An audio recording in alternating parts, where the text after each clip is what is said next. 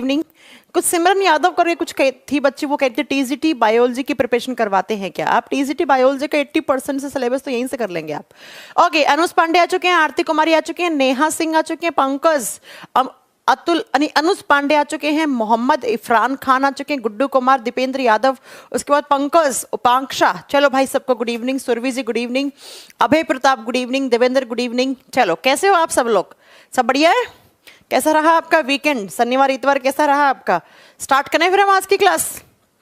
और आज हम लास्ट क्लास में हम क्या पढ़ रहे थे, थोड़ा सा रिवाइज करवा देती हूँ फटाक से, ताकि कुछ बच्चा, कोई बच्चा ऐसा भी होता है ना जो 5-7 दिन तक लाइव क्लास नहीं लेता है, फिर उसके बाद अचानक से आता है कि मैम क्या चल रहा है, तो ये उनके लिए रिवीजन है ना। मैम आज आपकी टी शर्ट अच्छी लग रही है। अच्छा, टी शर्ट अच्छी लग रही है, बहुत बढ़िया, मिक्की माउस की है ना इसलिए अच्छी लग रही। आओ फिर स्टार्ट करते हैं। मैम मेरा भी नाम ले लो, आपका नाम है छोटेलाल कुमार। ओके, अच्छा एक काजल भी है इस बैच में, बहुत बढ़िया, एक सूरज यादव भी हैं। आइए जरा, तो हम पढ़ रहे थे बच्चा किसके बारे में, तो हम पढ़ रहे थे साइटोलॉजी चैप्टर। ज्यादा बड़ा चैप्टर है लेकिन कोई बात नहीं, अब है तो है, हमें कंप्लीट करना है। अब साइटोलॉजी में हम क्या क्या पढ़ चुके थे? सेल क्या होती है, डेड सेल की डिस्कवरी किसने की थी, लिविंग सेल की डिस्कवरी किसने की थी। उसके बाद हम पढ़ चुके थे कि इस यूनिवर्स में, संसार में सबसे बड़ी सेल किसकी है, छोटी सेल किसकी है, हमारे बॉडी में बड़ी छोटी सेल किसकी है।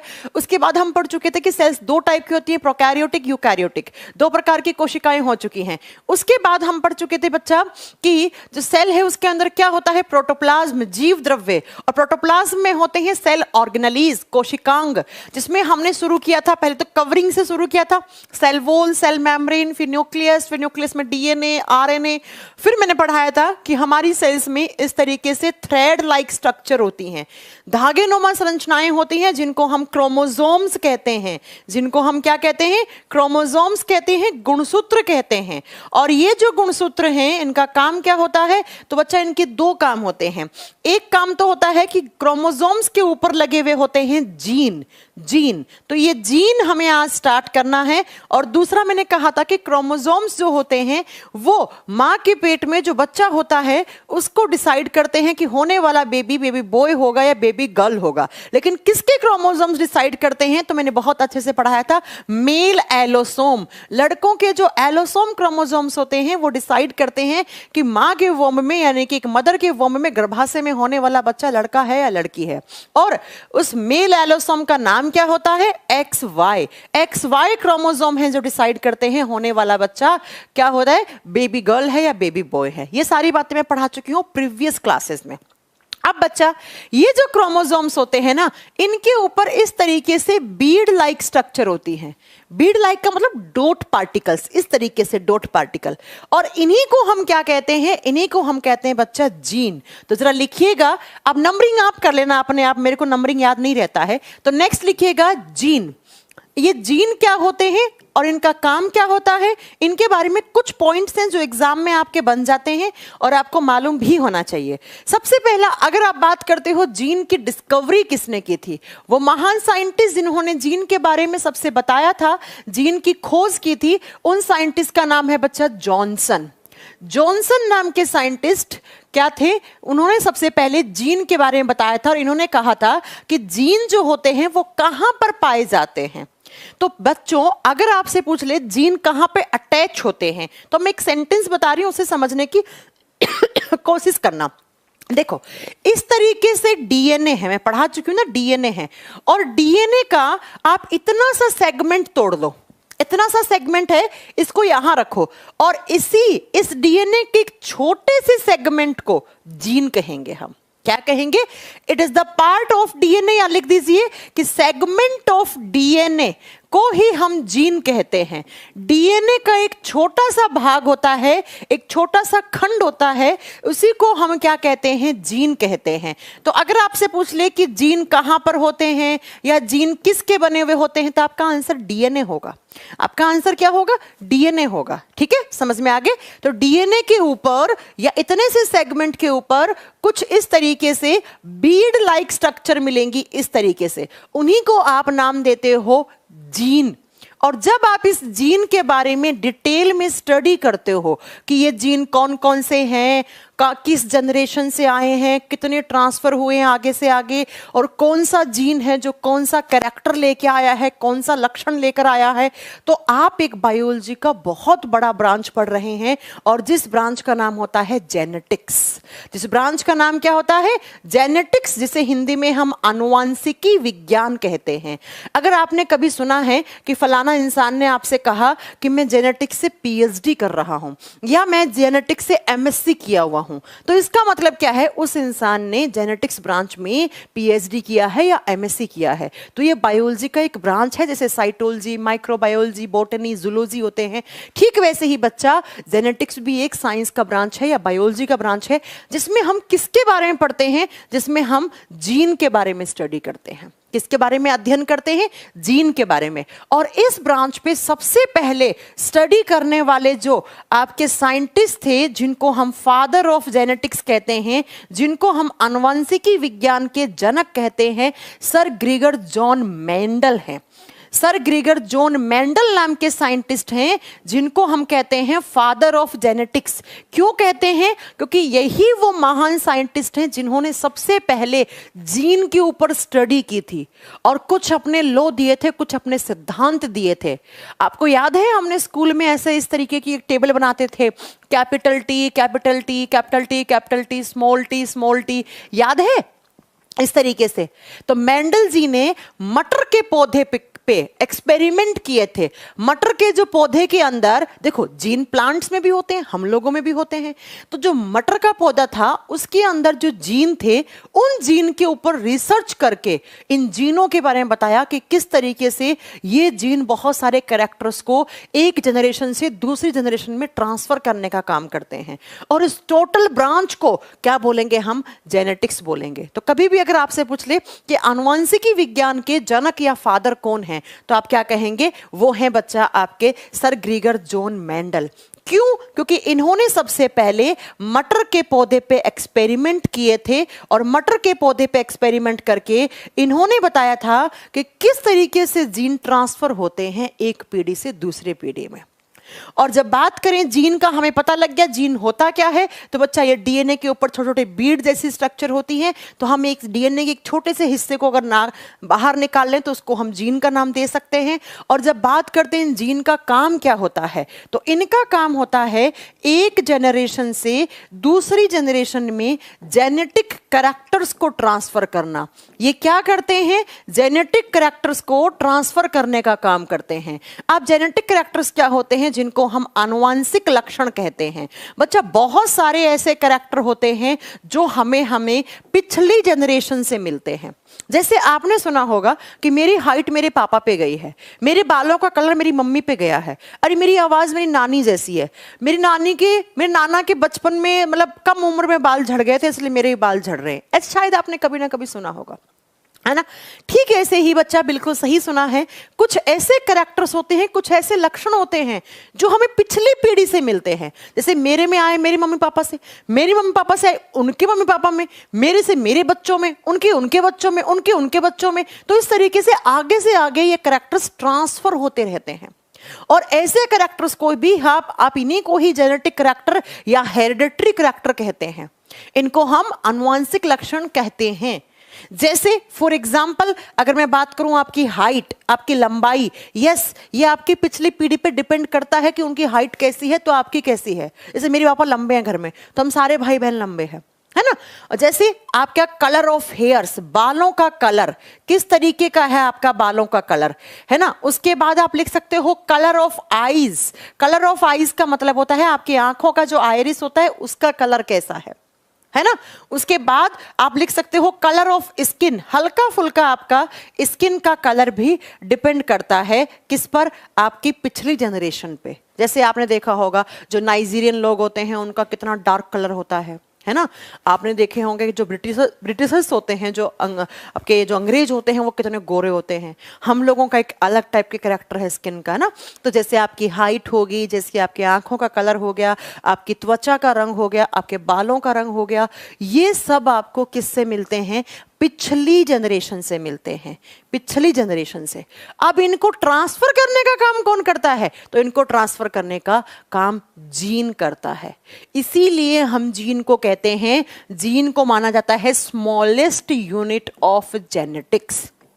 अगर आपसे पूछ ले कि जो जेनेटिक्स ब्रांच है उसकी सबसे छोटी इकाई किसे माना गया है, तो आनुवंशिकी की सबसे छोटी इकाई जीन को माना गया है, क्योंकि सबसे छोटा है। देखो, जेनेटिक कैरेक्टर ट्रांसफर करने में काम क्रोमोसोम भी आते हैं, डीएनए भी आता है, लेकिन इन सब में सबसे छोटा कौन है? तो इस तरीके से बीड लाइक स्ट्रक्चर छोटी सी, उसको जीन कहेंगे। तो आनुवंशिकी की सबसे छोटी इकाई जीन को माना गया है कि वो सबसे छोटी यूनिट है जिससे आपका जेनेटिक्स बना है। ठीक है, तो आपसे एग्जाम में पूछ ले कि वो सबसे छोटी इकाई जो जेनेटिक कैरेक्टर को ट्रांसफर करने का काम करती है, उसको मानते हैं हम जीन। अब मैं आपको एक बता दूं, देखो मैंने ऊपर लिखा है आपकी लंबाई, आपकी आंखों का कलर, आपके बालों का कलर, आपकी स्किन का कलर, है ना। अब मेरी बात को सुनना, एक जीन एक कैरेक्टर को ट्रांसफर करता है। ऐसा नहीं है कि हाइट के लिए जो जीन है वही आपकी आंखों का कलर दे देगा, वही आपके बालों का कलर दे देगा। ऐसा नहीं होता है, ऐसा नहीं होता है। तो कहने का मतलब यह है कि एक जीन एक लक्षण, एक जीन होगा ना पर्टिकुलर, जैसे आपकी हाइट के लिए एक अलग से जीन होगा। तो अगर ये जीन आपके पापा से आया आप में, तो आपके पापा पे हाइट जाएगी, अगर मम्मी से आया तो मम्मी पे जाएगी, है ना। और ऐसे ही आपके बालों का कलर है, उसके लिए एक अलग जीन होगा। तो अगर ये आपसे पापा से आया आपके अंदर, तो आपके पापा का जैसे आपके बाल हो जाएंगे, मम्मी से आया है तो मम्मी से हो जाएगा। तो ऐसा है। तो मैं ये नहीं कहती हूं कि ऐसा नहीं है मैम, माता सुंदर है और माए छोटे लाल, मैं कुछ समझ नहीं पा रही हूँ बेटा आप क्या कह रहे हैं। तो एक जीन के लिए एक लक्षण ही मतलब एक करैक्टर के लिए एक जीन रिस्पॉन्सिबल होता है, और ऐसा माना गया है बच्चा। देखो आज तक ना ये बात बिल्कुल कोई इस तरीके से डेफिनेट नहीं है कि कोई ऐसा बता दे या कोई ऐसी किताब बोल दे कि हमारे बॉडी में इतने जीन होते हैं। अभी तक ये किसी को नहीं पता है कि हमारे बॉडी में कितने जीन होते हैं, कितने जीन हमें पिछली जनरेशन से मिलते हैं, ये अभी तक किसी को नहीं पता है। इसके लिए एक 2003 और 4 में एक आया था human genome project, human genome project. ये पढ़ते हैं यूपीएससी वाले, आपको नहीं पढ़ना है। ह्यूमन जीनोम प्रोजेक्ट आया था, और इस प्रोजेक्ट के अकॉर्डिंग ऐसा माना गया था कि ह्यूमन बॉडी में अप्रोक्स 30,000 जीन हैं। कितने? 30,000 जीन हैं जो हमें पिछली जनरेशन से हमारे बॉडी में कैरेक्टर्स को लेके आते हैं। तो याद रखिएगा बच्चा, ये कोई पक्का नहीं है, हो सकता है आगे चलकर ये चेंज हो जाए वैल्यू। इसके लिए कोई एनसीईआरटी में कोई डेफिनेट वैल्यू नहीं लिखी हुई है कि इतने ही जीन होते हैं। तो एक ह्यूमन जीनोम प्रोजेक्ट आया था, उसने कहा था कि भाई इतने हैं। तो बहुत सारे साइंटिस्ट लोगों ने चैलेंज किया उस प्रोजेक्ट को, तो फिर उसके बाद उन लोगों ने पूरा सिद्ध कर दिया कि इतने ही जीन होते हैं, इतने कैरेक्टर्स होते हैं। तो हमें इतना इस एग्जाम में कभी आएगा भी नहीं। एग्जाम में आता है कि आनुवंशिकी की सबसे छोटी इकाई क्या होती है, जीन कहाँ पाए जाते हैं, जीन के बारे में स्टडी करना क्या कहलाता है, जीन का काम क्या है, ये आप याद रखेंगे। ठीक है बच्चा, तो मैंने क्या पढ़ाया, आप एक बार सारा चीज को समराइज करने की कोशिश करना। इस तरीके से डीएनए, डीएनए है ना इस तरीके से, बिल्कुल मैम। और डीएनए का इस तरीके से एक छोटा सा हिस्सा लोगे तो इसको आप यहां रखोगे तो इस पे इस तरीके से बीड लाइक स्ट्रक्चर होगी, जिसको हम क्या बोलेंगे, जिसको हम जीन कहते हैं, जो आनुवंशिक लक्षणों को ट्रांसफर करने का काम करता है। ठीक है बच्चा, अब मेरी बात को जरा ध्यान से सुनना। जब कभी आपके बॉडी में जीन में या क्रोमोसोम में प्रॉब्लम हो जाए, किसमें हो जाए, क्रोमोसोम्स में, जिसको हम बोलते हैं गुणसूत्र में। मान लो क्रोमोसोम्स कितने होते हैं, 23 पेयर्स होते हैं हमारे बॉडी में, पढ़ा चुकी हूं ना मैं। अब किसी इंसान में ये पूरे के पूरे एसेट्स ट्रांसफर नहीं हुए, मतलब छोटा बच्चा था जिसका जन्म हुआ, उसमें कोई क्रोमोसोम ज्यादा हो गया, कोई कम हो गया, कोई एक्स्ट्रा ऐड हो गया। तो जब जब आपके बॉडी में कहीं पर भी जीन में या क्रोमोसोम में प्रॉब्लम होती है ना बच्चा, तो उसको कहा जाता है म्यूटेशन। क्या कहा जाता है, म्यूटेशन। शायद आपने कभी ना कभी ये सेंटेंस सुना होगा, हिंदी में उत्परिवर्तन कहा जाता है इसको, उत्परिवर्तन, म्यूटेशन। और जब भी म्यूटेशन होता है या जब भी आपके किसी सेल में जीन में या क्रोमोसोम में प्रॉब्लम होती है, तो बच्चा तब बनती हैं उस बच्चे के साथ साथ जेनेटिक डिजीजेस। जेनेटिक डिजीजेस जिसे हिंदी में हम आनुवंशिक रोग कहते हैं या हम हेरिडिटरी डिजीज कहते हैं इनको। तो जब कभी माँ के पेट में कोई बच्चा है और उस बच्चे के किसी प्रकार के जीन में, उसके क्रोमोसोम में कोई प्रॉब्लम होगी, किसी भी तरीके के कोई प्रॉब्लम हो गई, कोई एक एक्स्ट्रा जीन चला गया या कोई क्रोमोसोम कट गया, एक क्रोमोसोम डिलीट हो गया, एक ज़्यादा चला गया, कुछ भी हो सकता है वो, तो तब क्या होगी, तब तक जब उस बच्चे का जन्म होगा तो उस बच्चे में बाय बर्थ उसमें कुछ डिजीजेस भी होंगी, जन्म के साथ उसमें कुछ बीमारियां भी होंगी। और ऐसी बीमारी जो जन्म के साथ ही मिलती है उस बच्चे को, तो उसे कहा जाता है जेनेटिक डिजीज, उसे आनुवंशिक रोग कहा जाता है। और ये जेनेटिक डिजीजेस एक जनरेशन से दूसरी जनरेशन में ट्रांसफर होते हैं। क्यों होते हैं? तो आप जानते हैं बच्चा, जीन भी तो ट्रांसफर होते हैं एक पीढ़ी से दूसरी पीढ़ी में। तो जब जीन गया तो जीन अपने साथ किस कैरेक्टर को ले जाएगा? जिस बीमारी के लिए कैरेक्टर है उसको भी ले जाएगा। और जिस बीमारी के लिए जिस कैरेक्टर को ले गया तो भाई सामने वाले इंसान में, उसके बच्चों में भी क्या हो जाएगा? जेनेटिक डिजीज हो जाएगा। जैसे मैं आपको ह्यूमन डिजीज जब करवाऊंगी ना, बहुत सारी बीमारियां पढ़ाऊंगी जो जेनेटिक डिजीज हैं। एक बीमारी का नाम सुना होगा आपने, कलर ब्लाइंडनेस, एक नाम सुना होगा आपने हीमोफीलिया। ये सब होती हैं जेनेटिक डिजीजेस, ये सब होती हैं आनुवंशिक रोग। तो आनुवंशिक रोग ऐसी बीमारियां होती हैं जो कभी भी किसी भी बच्चे का जब जन्म हुआ तो उसके साथ हुई। और क्यों हुई? क्योंकि उस बच्चे के जीन में या क्रोमोसोम में कुछ प्रॉब्लम हो गई, तब जाकर उसमें कोई बीमारी हो गई है। ठीक है बच्चा, ये सारी मैं आपको डिजीज वाले चैप्टर में पढ़ाऊंगी, फिलहाल नहीं पढ़ना है, हाल फिलहाल नहीं पढ़ना है। चलो, तो हमने क्या क्या पढ़ लिया? न्यूक्लियस, न्यूक्लियस में दो टाइप के nucleic acid, DNA, RNA. DNA और जब हिस्टोन प्रोटीन जुड़ते हैं तो क्रोमोसोम बनता है, और क्रोमोसोम के या डीएनए के ऊपर क्या पाए जाते हैं? बीड लाइक स्ट्रक्चर जीन पाई जाती हैं। तो हमने ये पढ़ लिया। अब नेक्स्ट ऑर्गेनेली लिखेंगे आप माइटोकॉन्ड्रिया। अगला लिखेंगे माइटोकॉन्ड्रिया। माइटोकॉन्ड्रिया, माइटोकॉन्ड्रिया देखो, जब प्लूरल बनाओगे, बहुवचन बनाओगे, ज्यादा लिखोगे तो माइटोकॉन्ड्रिया, एक लिखोगे तो माइटोकॉन्ड्रियन, एन लगा दोगे, ION लग जाता है। हिंदी में बोलते हैं इसे सूत्र कणिकाएं। हिंदी में क्या कहते हैं इन्हें? हम सूत्र कणिकाएं कहते हैं। आप बचपन से एक सेंटेंस सुनते आए हैं कि माइटोकॉन्ड्रिया को हम power house of the cell बोलते हैं, है ना? सुनते आए हैं ना, power house of the cell. या हम बचपन से सुनते आए हैं कि माइटोकॉन्ड्रिया को हम energy house of the cell कहते हैं। इसे कोशिका का एनर्जी हाउस बोलेंगे या हम पावर हाउस बोलेंगे। इसको हिंदी में कहा जाता है कोशिका का ऊर्जा घर कहा जाता है। इसके पास एनर्जी है, ऊर्जा है। इसलिए जैसे हम पावर हाउस किसको बोलते हैं? जहां से हमें इलेक्ट्रिसिटी आती है, बिजली आती है। तो बिजली मतलब पावर, पावर, है ना? ठीक है, ऐसे ही अगर हम बात करते हैं कि हमारी सेल्स के पास वो कौन सा सेल ऑर्गेनेली है, वो कौन सा कोशिकांग है जिसके पास एनर्जी है, जिसके पास ऊर्जा है, तो उसको आप माइटोकॉन्ड्रिया कहते हैं। अब इसके पास ये ऊर्जा कहाँ से आई जिसकी वजह से हम इसको ऊर्जा घर बोलते हैं, वो हमें सब कुछ पढ़ना है। लेकिन उससे पहले माइटोकॉन्ड्रिया के बारे में बहुत सारी बातें पढ़नी है। एक बात तो मैंने पढ़ाया था, याद करो, मैंने कहा था माइटोकॉन्ड्रिया कैसा सेल ऑर्गेनेली है? Ma'am, it is a double membrane cell organelle, है ना? इसके ऊपर कितनी मेम्ब्रेन होती हैं? इसके ऊपर 2 मेम्ब्रेन होती हैं। बताओ, पढ़ाया था कि नहीं पढ़ाया था? जल्दी से आंसर करो सभी लोग। यह है द्वि या दोहरी झिल्ली वाला, द्वि या दोहरी झिल्ली वाला कोशिकांग है। इसके ऊपर कितनी मेम्ब्रेन होंगी? इसके ऊपर 2 मेम्ब्रेन होती हैं, 2 झिल्लियां होती हैं। मैम दिखाओ। तो ये रहा माइटोकॉन्ड्रिया। हमारे पांव का जो तलवा होता है ना, जूते का जो सोल होता है, उसके जैसा दिखता है माइटोकॉन्ड्रिया। ये रहा माइटोकॉन्ड्रिया। इस पे लिखा हुआ है कि ये इसकी आउटर मेम्ब्रेन है, इसकी बाहरी झिल्ली है, और ये क्या है? इसकी अंदर वाली इनर मेम्ब्रेन है। तो याद रखिएगा, माइटोकॉन्ड्रिया डबल मेम्ब्रेन वाला सेल ऑर्गेनेली होता है, दोहरी झिल्ली वाला कोशिकांग होता है।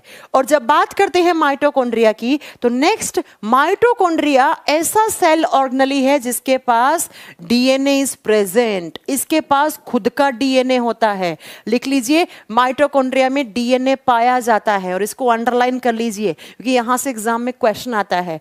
डीएनए कहां कहां होता है? मैंने पढ़ाया था, डीएनए एक तो न्यूक्लियस में होता है, यहां डीएनए है, और दूसरा आपकी सेल्स के पास इस तरीके से माइटोकॉन्ड्रिया होता है उसमें भी डीएनए होता है। तो याद रखिएगा बच्चा, इसके पास डीएनए है और इसका डीएनए किसके जैसा होता है? इसका डीएनए होता है प्रोकैरियोटिक सेल के जैसा। मैंने याद है आप लोगों को, मैंने नोट डालकर एक पॉइंट डलवा के मैंने एक बात लिखवाई थी। मैंने कहा था कि प्रोकैरियोटिक सेल जैसा माइटोकॉन्ड्रिया होता है। ये बात मैंने पढ़ाई थी ना। मैंने कहा था अभी आपको समझ में नहीं आएगा, लेकिन आगे चलकर आपको ये बात मैं समझाऊंगी कि हम माइटोकॉन्ड्रिया की तुलना प्रोकैरियोटिक कोशिका से करते हैं। या मैंने कहा था इसका उल्टा बोल दो, प्रोकैरियोटिक कोशिका की तुलना हम माइटोकॉन्ड्रिया से करते हैं। क्यों करते हैं? क्योंकि प्रोकैरियोटिक सेल का जो डीएनए होता है ठीक वैसा ही माइटोकॉन्ड्रिया का भी डीएनए होता है ना, ठीक ऐसा ही इसके जैसा डीएनए होता है। तो अगर आपसे पूछ ले कि डीएनए जो माइटोकॉन्ड्रिया के पास है वो किस सेल के जैसा है, तो आप कहेंगे वो प्रोकैरियोटिक सेल जैसा है। अब प्रोकैरियोटिक सेल का कैसा था मैम? एक तो सर्कुलर था, गोल था। सर्कुलर का मतलब क्या हो गया? गोल था। और दूसरा कैसा था उसका कैरेक्टर? वो सिंगल हेलिक्स था। सिंगल हेलिक्स का मतलब है वो एक कुंडलित था। तो अगर आपसे पूछ ले कि किसका DNA circular and single helix होता है, तो बताना माइटोकॉन्ड्रिया का या प्रोकैरियोटिक सेल का या प्रोकैरियोटिक सेल का। समझ में आ गई मेरी बात? अगला, माइटोकॉन्ड्रिया के पास राइबोसोम भी पाया जाता है। यस, और माइटोकॉन्ड्रिया का जो राइबोसोम होता है वो किस प्रकार का होता है? 70S टाइप का होता है। और याद करो वो क्लास जब मैंने पढ़ाया था कि प्रोकैरियोटिक सेल में भी 70S टाइप का राइबोसोम पाया जाता है। इसीलिए हमने माइटोकॉन्ड्रिया की तुलना एक प्रोकैरियोटिक सेल से की थी। किससे की थी हमने? एक प्रोकैरियोटिक सेल से की थी। तो बच्चा, जैसे प्रोकैरियोटिक सेल का डीएनए दिखता है ठीक वैसे माइटोकॉन्ड्रिया का डीएनए दिखता है। जैसे प्रोकैरियोटिक सेल में 70S टाइप का राइबोसोम होता है, वैसे ही माइटोकॉन्ड्रिया में भी 70S टाइप का राइबोसोम होता है। इसलिए हम माइटोकॉन्ड्रिया की तुलना एक प्रोकैरियोटिक सेल से करते हैं। और ये दिखने में भी प्रोकैरियोटिक सेल जैसा होता है। मैंने प्रोकैरियोटिक सेल दिखाई दी ना आपको, अभी देखना ये भी उसकी तरह आपको हल्का फुल्का लग रहा होगा देखने में, राइट? चलो अब बात करते हैं अगली बात। जब माइटोकॉन्ड्रिया के बारे में बात करते हैं तो हमारी सेल में ये जितने भी सारे सेल ऑर्गेनेलीज होते हैं ना, जैसे राइबोसोम, जैसे गोल्जी बॉडी, जैसे एंडोप्लाज्मिक रेटिकुलम, जैसे वैक्यूल्स, इन सब में सबसे पहले कौन बनता है? तो सबसे पहले सेल के अंदर माइटोकॉन्ड्रिया बनती है। तो लिखेंगे it is the first originated cell organelles. Cell organelle, इसका मतलब क्या हो गया? यह है प्रथम उद्भिद कोशिकांग है। प्रथम उद्भिद कोशिकांग का मतलब हो गया बच्चा, सेल के अंदर जितने भी कोशिकांग हैं, जितने भी सेल ऑर्गेनेलीज हैं, उनमें सबसे पहले कौन बनता है? तो आप कहेंगे सबसे पहले उनका माइटोकॉन्ड्रिया बनता है। क्यों बनता है? इसका आंसर ये रहा, क्योंकि भाई यहाँ एनर्जी बनवानी है और बिना एनर्जी के कोई सेल काम थोड़ी करेगी।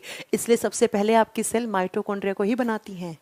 ठीक है, तो याद रखिएगा बच्चा, it is the first originated cell organelles. और नेक्स्ट बात, अगली बात लिख दो कि जो प्रोकैरियो आपका माइटोकॉन्ड्रिया होता है, इसको कहा जाता है सेमी ऑटोनोमस बॉडी।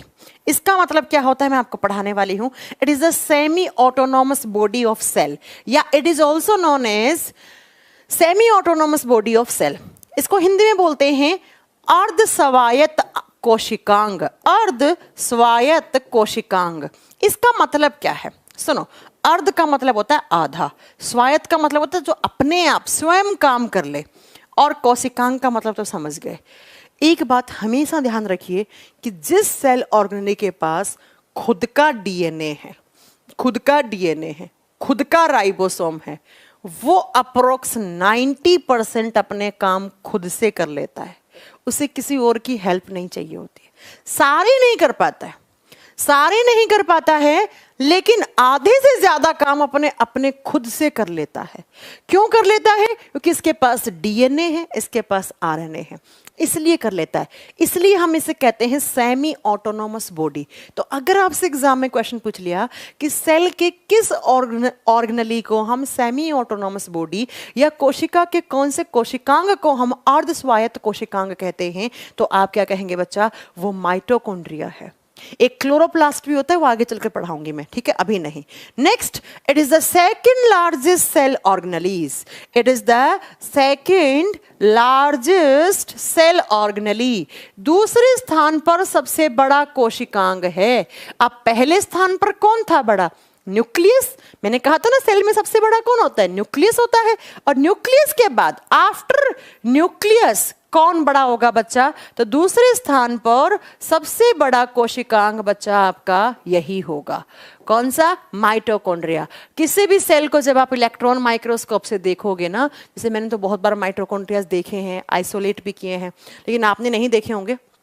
तो अगर आप देखोगे कभी तो बच्चा आपको सबसे पहले न्यूक्लियस बड़ा दिखेगा, उसके बाद कौन दिखेगा? माइटोकॉन्ड्रिया बड़ा दिखेगा, ठीक है। इसलिए हम इसे कहते हैं सेकंड लार्जेस्ट सेल ऑर्गेनेलीज, दूसरे स्थान पर सबसे बड़ा कोशिकांग।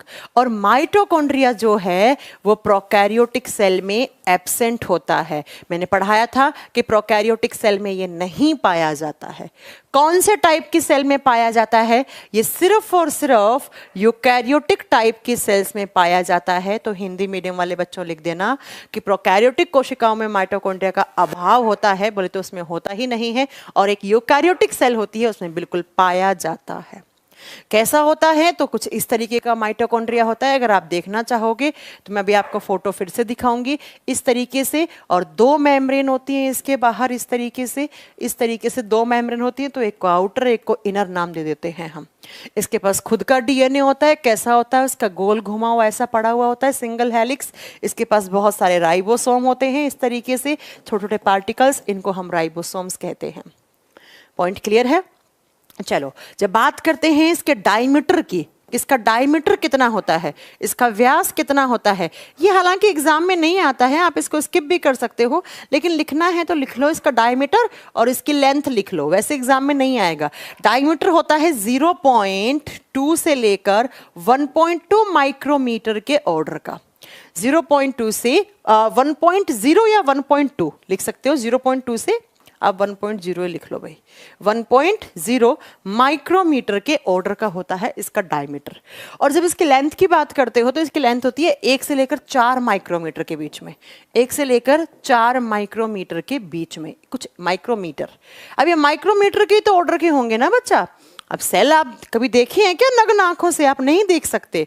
क्यों नहीं देख सकते? क्योंकि भाई सेल जो है उसको देखने के लिए इलेक्ट्रॉन माइक्रोस्कोप चाहिए, इसलिए इन सब का साइज जो है वो हम माइक्रोमीटर के ऑर्डर में पढ़ते हैं।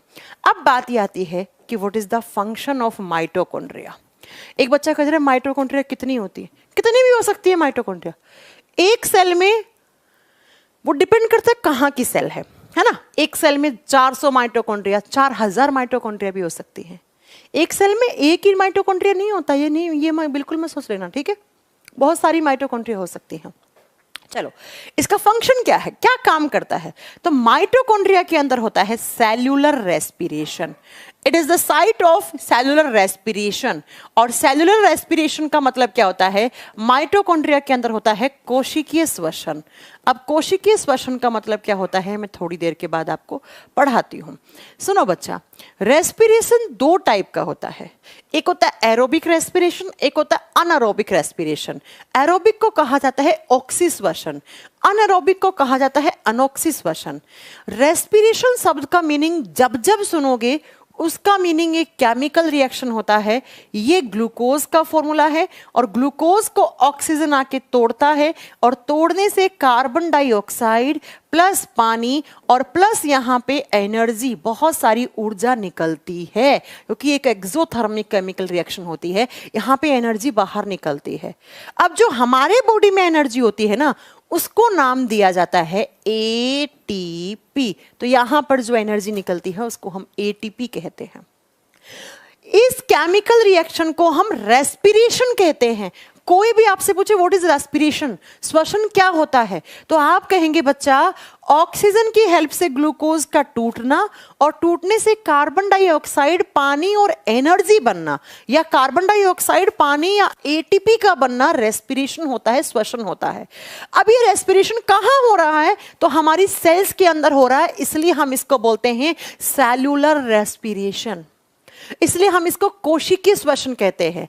तो अक्सर एग्जाम में जब जब आपसे क्वेश्चन पूछेगा तो पूछेगा the site of cellular respiration, कोशिकीय श्वसन की जगह कहां होती है, मतलब सेल के अंदर रेस्पिरेशन कहां हो रहा है। सेलुलर का मतलब क्या है, सेल के अंदर कहां हो रहा है, तो आप क्या बताएंगे, सेल के अंदर माइटोकॉन्ड्रियाज के अंदर सेलुलर रेस्पिरेशन होता है। अब आप कहोगे मैं माइटोकॉन्ड्रिया में ही क्यों होता है, क्योंकि बच्चा देखो सबसे बड़ा न्यूक्लियस था, अब न्यूक्लियस में तो डीएनए आरएनए बैठे हैं, बचा कौन, माइटोकॉन्ड्रिया। माइटोकॉन्ड्रिया बड़ा होता है और इसके पास स्पेस होता है, इसके पास इस तरीके की जगह होती है, देखो ये देखो इस तरीके से उंगली नुमा उभरी हुई संरचनाएं होती हैं, तो यहाँ पे परफेक्ट स्पेस होता है, जगह होती है इस केमिकल रिएक्शन को होने के लिए। और ये केमिकल रिएक्शन यहाँ हो रही है, और जितनी ये केमिकल रिएक्शन होगी उतना ही यहाँ पर एनर्जी बन रहा है। एनर्जी का मतलब उतना ही एटीपी बन रहा है। एटीपी का फुल फॉर्म होता है बच्चा एडिनोसाइन ट्राइफॉस्फेट, एडिनोसाइन ट्राइफॉस्फेट। तो क्या मैं ये कह दूं कि माइटोकॉन्ड्रिया के अंदर सेलुलर रेस्पिरेशन होता है या कोशिकीय श्वसन होता है, और उस कोशिकीय श्वसन के रिजल्ट में बहुत सारा ऊर्जा बनता है, बहुत सारी एनर्जी बनती है या एटीपी बनता है। अब ये एटीपी बना भी यही है, और जब ज्यादा बन जाएगा तो यहीं पर ये एटीपी क्या हो जाएगा, स्टोर भी हो जाएगा।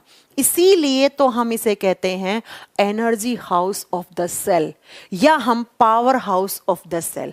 भाई मेरे पास पावर, अगर मुझे इस पोडियम को यहाँ खिसकाना है तो मुझे पावर लगानी पड़ेगी, पावर का मतलब मुझे एनर्जी लगानी पड़ेगी, तो ये पोडियम यहाँ खिसक जाएगा।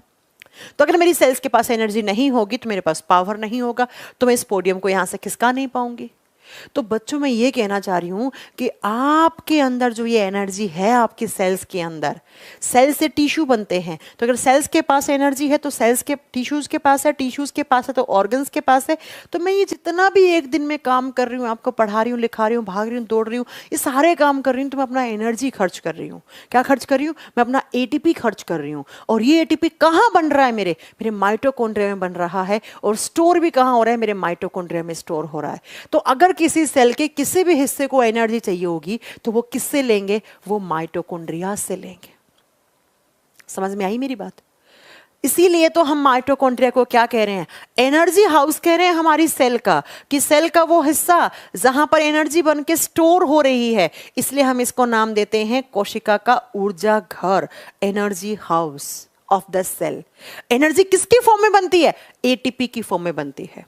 अब बच्चा ऐसा रेस्पिरेशन जिसमें ऑक्सीजन की जरूरत पड़ती है उसे एरोबिक रेस्पिरेशन कहा जाता है, और जिसमें ऑक्सीजन की जरूरत नहीं पड़ती है उसे एनारोबिक रेस्पिरेशन कहा जाता है।